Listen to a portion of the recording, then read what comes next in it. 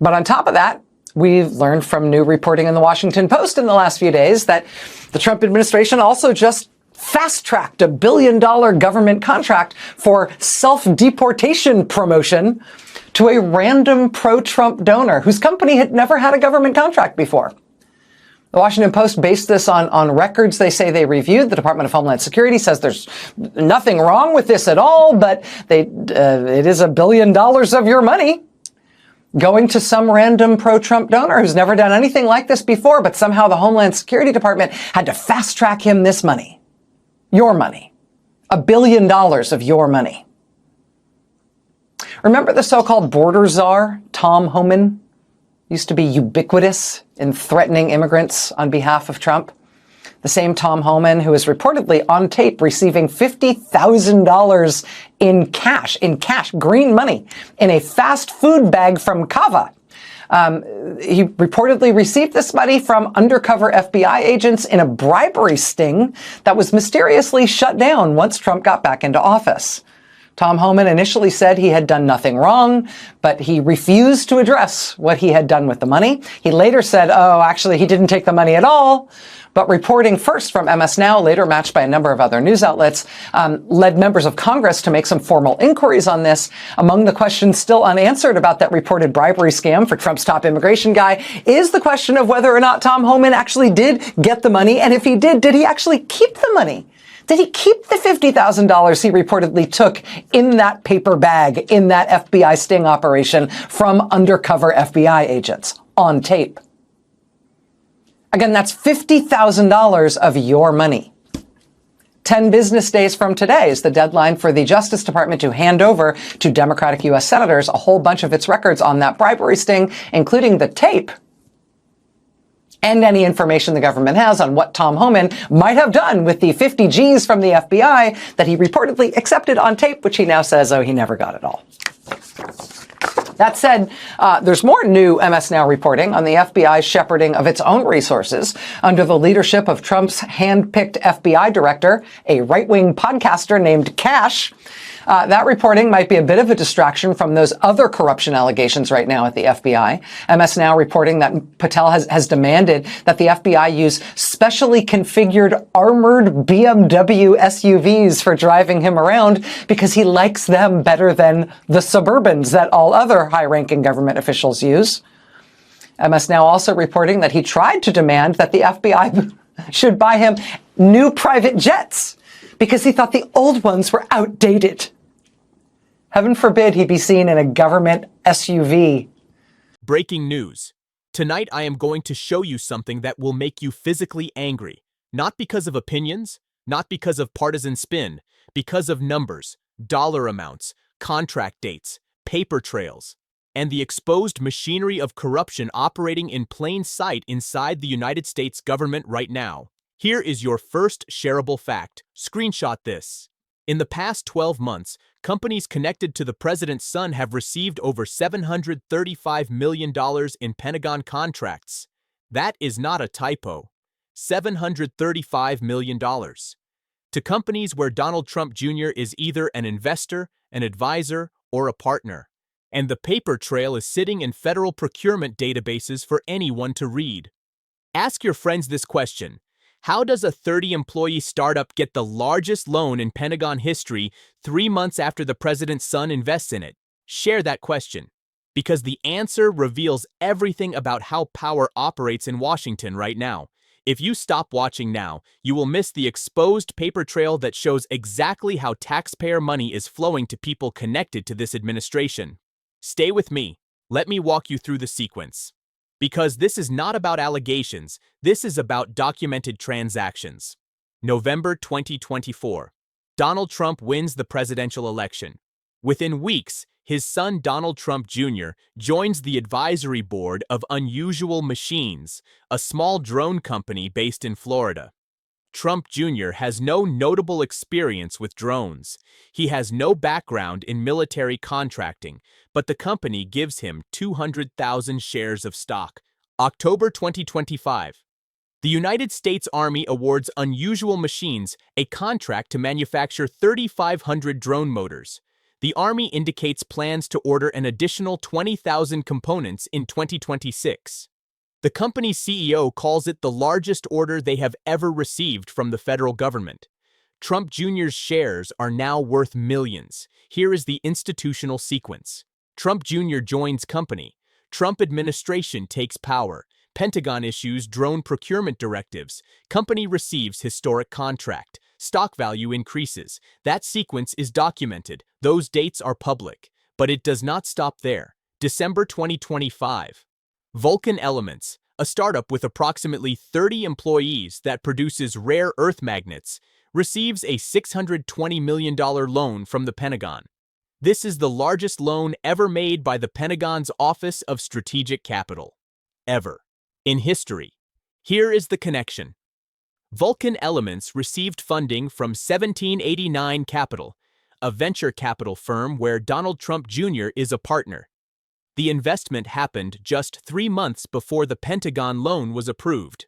According to Financial Times analysis, at least 4 companies in 1789 Capital's portfolio have received contracts totaling more than $735 million. Screenshot that number. Share it. Because it is the exposed paper trail of how family connections translate into federal contracts.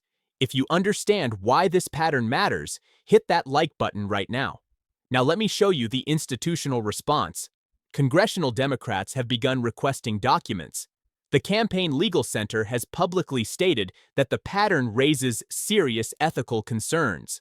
Legal experts said that even if Trump Jr. played no direct role in securing contracts, the appearance of conflict is substantial.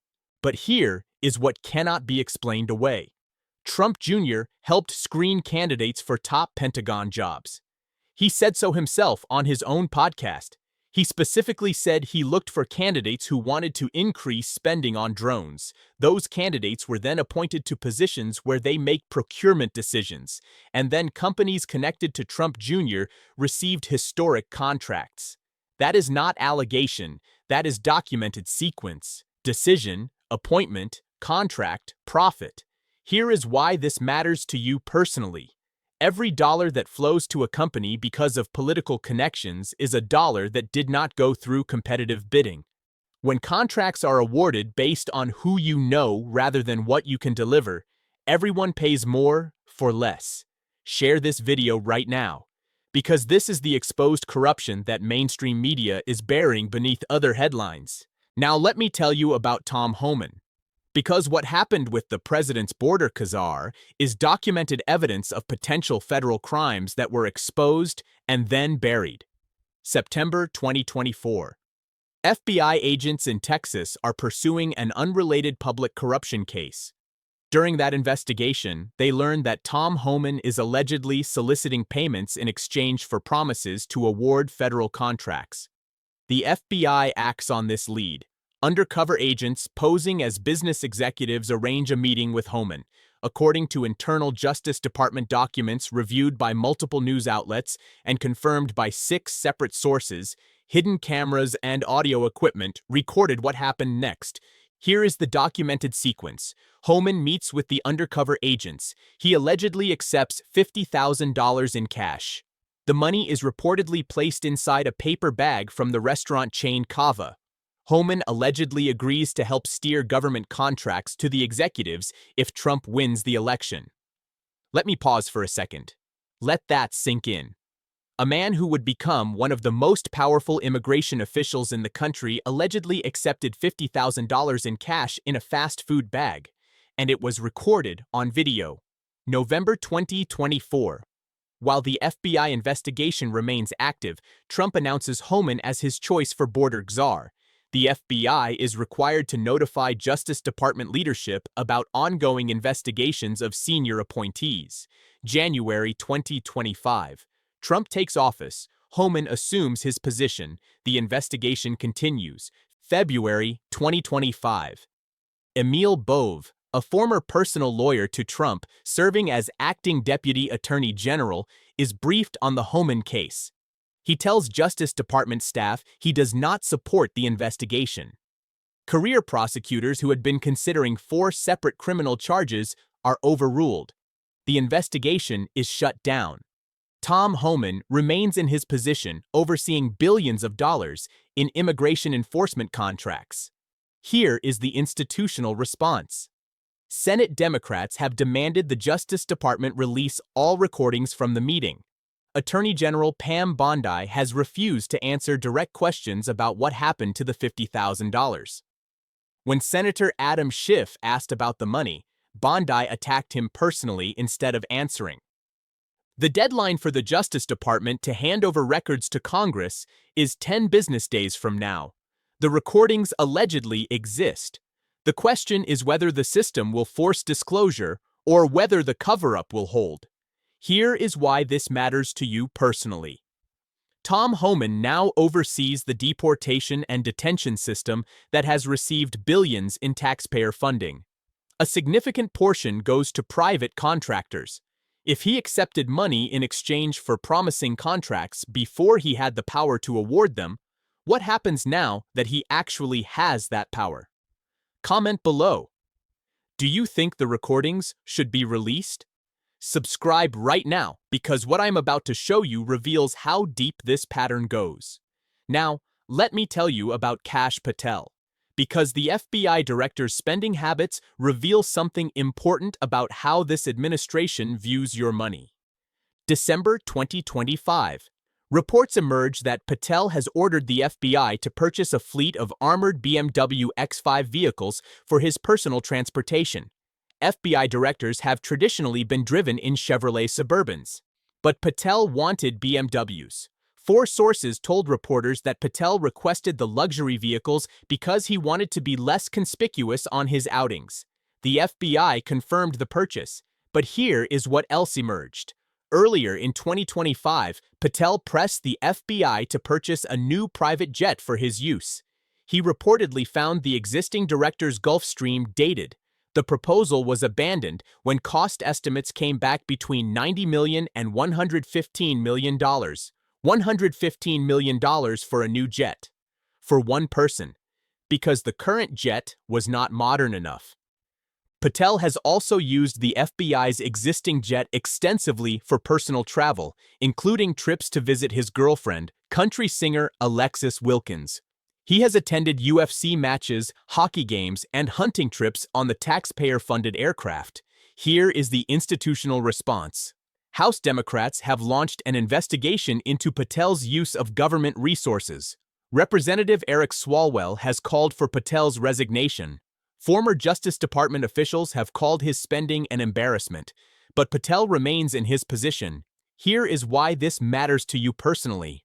When the FBI director spends agency resources on luxury vehicles and personal travel, that money does not go toward investigating crimes. Every dollar spent on BMWs and jet upgrades is a dollar diverted from law enforcement. Now, let me tell you about Kristi Noem. Because the Homeland Security Secretary's spending makes Kash Patel look restrained. October 2025. During a government shutdown, while federal workers were uncertain about their paychecks, the Coast Guard signs a contract to purchase 2 Gulfstream G700 private jets. The contract value is $172 million. Some estimates put the total cost at $200 million. These jets are described by Gulfstream as having the most spacious cabin in the industry. They are luxury aircraft, and they were purchased for Noem and the Deputy Secretary. Here is the institutional sequence. Earlier in 2025, the Coast Guard requested $50 million for a single jet.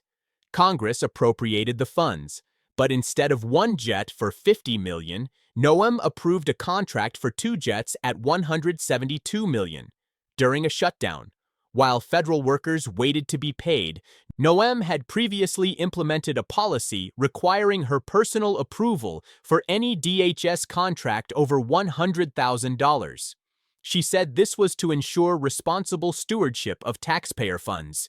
She then personally approved a contract that was $122 million over the original request.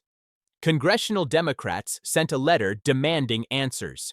Representative Benny Thompson called the purchase blatantly immoral and probably illegal. Here is why this matters to you personally. $172 million would fund a lot of Coast Guard operations. It would pay a lot of federal salaries. Instead, it bought 2 luxury jets so that cabinet officials can travel in maximum comfort. Now let me step back and show you the pattern. Because individual scandals are distracting, the pattern is what matters. Trump Jr. receives stock in companies. Those companies receive historic Pentagon contracts. The documented trail connects investment to appointment to procurement. Tom Homan allegedly accepts cash in exchange for contract promises. The investigation is shut down once Trump takes power. The man recorded allegedly accepting a bribe now oversees billions in contracts. Kash Patel demands luxury vehicles and jets. He uses government aircraft for personal travel. He faces investigation but remains in position. Kristi Noem approves $100 million jet purchases during a shutdown. She uses her own policy requiring approval to greenlight her own luxury spending. The pattern is systematic extraction of public resources for private benefit by people connected to power. Here is the institutional math. Congress can investigate. Democrats have launched multiple inquiries, but Republicans control key committees. Subpoena power is limited. Document requests can be ignored or delayed. Courts can intervene, but lawsuits take years. Corruption cases are difficult to prove beyond reasonable doubt. Inspectors general can review, but Trump has fired or undermined inspectors general across multiple agencies. Independent oversight has been systematically weakened. The press can expose. Multiple outlets have documented these patterns. The New York Times, Washington Post, Financial Times, NBC, ABC have reported on specific contracts and payments, but exposure without consequence becomes normalization. Here is where the system stands. The evidence is documented. The paper trails exist. The recordings allegedly exist. The contracts are public. And yet the people involved remain in power and continue directing the flow of taxpayer money. This is the question the system must answer. Is documented corruption sufficient grounds for accountability, or has the threshold for consequence been raised so high that nothing qualifies? The next 60 days will be critical. Congressional deadlines are approaching. Document requests are pending. The question is whether pressure creates cracks in the institutional resistance to accountability. Here is why this moment matters to your children. The precedent being set right now determines what future administrations believe they can do. If family members of the president can profit from government contracts without consequence, that becomes the new baseline. If officials can accept cash and have investigations killed, that becomes the new normal. The corruption is not hidden, it is documented. The question is whether documentation alone is enough to trigger accountability. Now here is what you can do. Right now. Today. If you want accountability, contact your representatives. Demand hearings. Demand subpoenas. Demand that pending investigations receive full resources. If you want transparency, share the documented evidence. The contract numbers are public. The dates are public. Information only spreads if people spread it. If you want change, vote. The officials who control oversight committees are elected. The officials who confirm cabinet members are elected. First, subscribe to this channel right now, because you need analysis that follows the money while others follow the drama. Second, share this video everywhere. The pattern only becomes visible when individual stories are connected. Most people know one piece. Few people see the whole picture. Third, remember the numbers.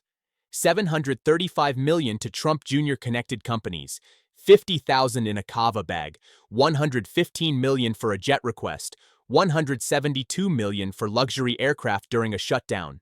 These are documented expenditures. The system is being tested, not by allegations or opinions, by paper trails, by contracts, by recordings that allegedly exist in Justice Department files. What happens next depends on whether institutions respond to evidence or whether evidence becomes irrelevant in a system where power protects itself. The corruption is documented. The question is whether documentation still matters. That is what you are watching. That is what is at stake. And that is why you need to keep watching.